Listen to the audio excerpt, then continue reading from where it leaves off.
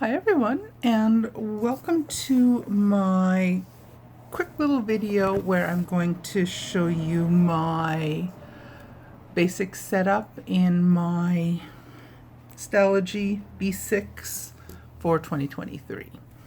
So I have it in a Lauren Phelps Designs little jelly cover. I also have a Moterm cover on order, but it's going to be delivered later today. So when I show you my January setup, it'll be tucked into my new Moterm cover. But that's on the way now. So I've already set it up. There's probably a couple more things that need to go in here, but for the time being, I'll just show you what I have now. So starting with, I know a lot of people like to use a washi border or a washi cover on this gray page. I've done that in several of my journals in the past, and I thought, oh, I want to do something a little bit different this year.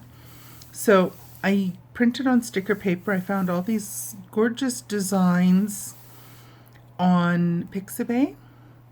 And then I imported the images that I liked into Canva and then just used them to create these pages to print on my regular printer. So I glued these. I laid these down. I laid them down crooked and not perfect. And as you can see here, it's already split. The sticker paper has split here. I'm not a perfectionist. I'm not fussed and worried about that. I don't care. So, the letter K for Karen. I also found the same type of ones. This particular designer had a whole bunch of these gorgeous designs, all in this jewel tone blue designs, blue and silver. And I really like them. So I downloaded a bunch of them, and I printed this out on sticker paper also. I thought I cut it down to the right size. I did not, and I'm okay with that. Again, it split a little bit, and this sticker paper doesn't seem to be sticking quite as well as it should, but oh well, that's the way it is. I'm probably going to add some extra sticky notes in the back here, and this is the cover that I have, the soft vinyl notebook cover, B6, and I just like to keep the little thingy in the back here.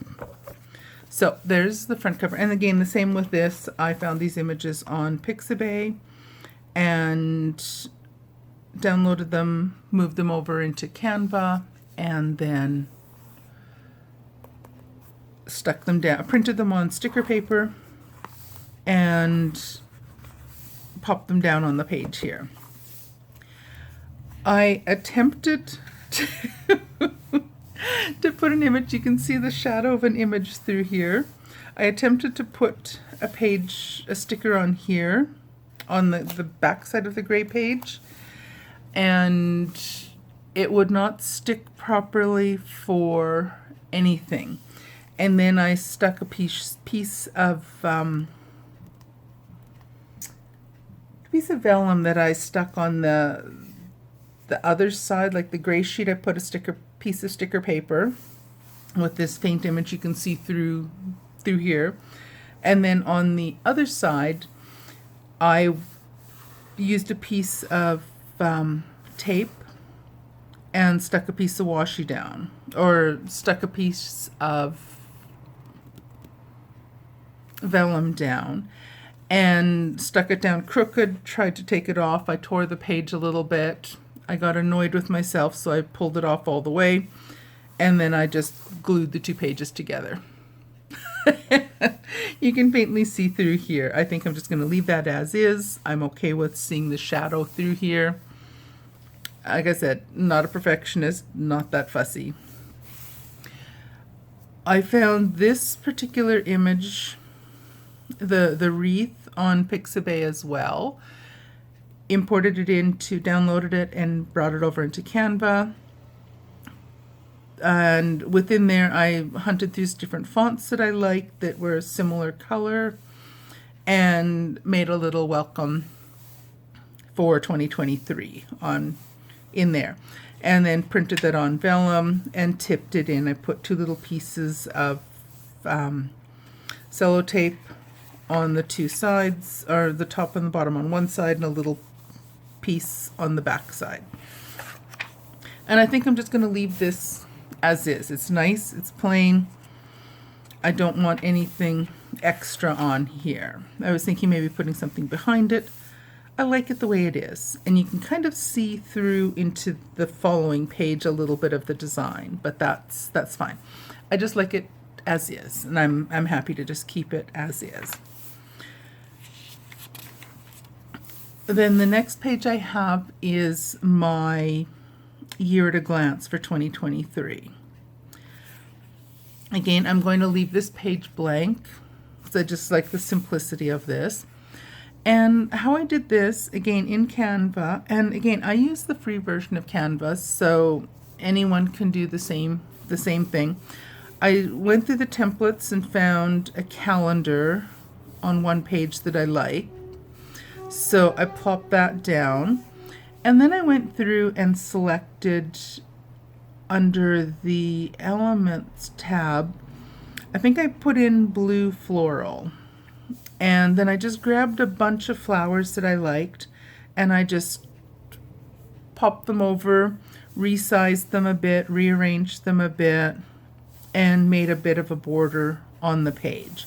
Some of them, I had them where I sent them to the back of the document so that the dates and then the numbers, like you can see here, are on top of the image in a couple places.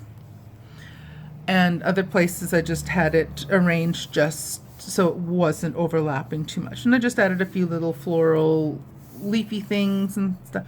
And I just thought it was something that was pretty. And then downloaded it from Canva and printed it up and cut it down to put it into my page here. Then I created a future log. This is kind of blends in. I just took another calendar similar to this one and I just went through and I just cut out each. I printed it and then just cut each one out in a row of 3. And then I just used a tape runner and taped them down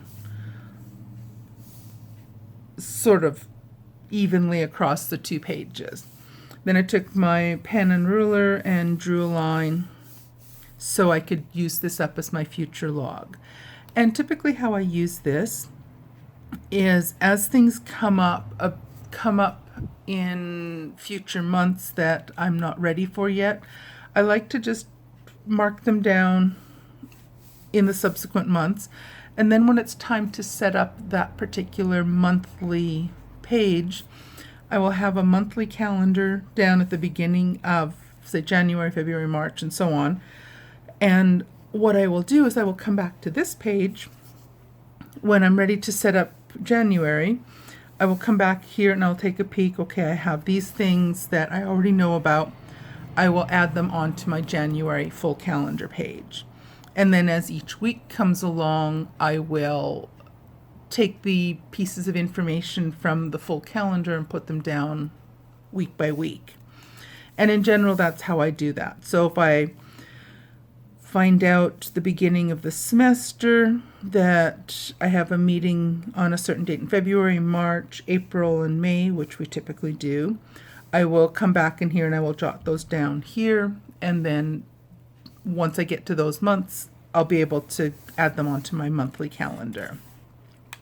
And you'll see how I work with that and do that month by month, as I'll show you in later videos. And as more things come up, I'll populate it. I don't tend to keep a birthday log in here because I don't tend to send or do things much for a lot of birthdays, so those just stay in my memory, hopefully. And then I have a few to-do lists or goals. So I have a bunch of goals that I've written down for 2023. This on this side of the page. So it's just a handful of things I want to get done. What I'll do is I'm going to come back month by month. So in January, I'll come in and say, okay, what are some of the things I want to add into my list of things to do in January? And then as I get them accomplished, I'll come back into this page and I'll cross them off. I also have a list of knitting goals that I want to do in the upcoming year. So for example, I bought a 12-day advent calendar that includes 12 50-gram skeins of yarn, which are perfect for me to make a pair of what I call sort of shorty socks. And so I'll do that with those. So I want to make 12 pair of socks, so one per month throughout the year. And then a few other things that I want to work on. So I want to finish my existing work in progress. I want to make a colorwork sweater. I want to work on using up the stash of yarn I already have, and so on. And I'll probably add a few more things onto this list as I think of them. The pen I use, it is a Signo DX Uniball, and it is in the 0.38. So it's a very, very fine point pen. I ordered this in a set of a box of 10, and I'm almost out. I've got one that's not been started. Granted, I have quite a bit left in here. Once I get my cover, I'll tuck this pen in with the cover and it'll go along with me everywhere. I'm thinking I might leave a couple pages. So there's a tiny bit of shadowing, ghosting. I don't care. It doesn't bother me. It doesn't bleed through, but it does show through a little bit, and I'm fine with that. So I might add a few more things in here as I think about them in the next couple days, since we are almost finished with 2022. And then I'm going to get started and start setting up my January pages soon. I'll probably do that tomorrow, on Friday, maybe. I do have to have it done before Sunday morning, so I probably will work on that tomorrow. So there we have it. So far it's nice and thin and not bulking up yet, but I've only added just a couple pages at the beginning. My books do tend to puff up during the course of use. I'll probably get 4 to 6 months in here. I don't know. I'm not too fussy about it. It has to fit a certain number of months. I'll just keep using it until I'm ready to start another one. I'm not fussed about that. So there we have it. My basic setup for 2023 in my B6 Stalogy. Alrighty, hope you enjoyed this and hope you come back and see later videos as I continue getting this journal used up during the upcoming year. Thanks for watching.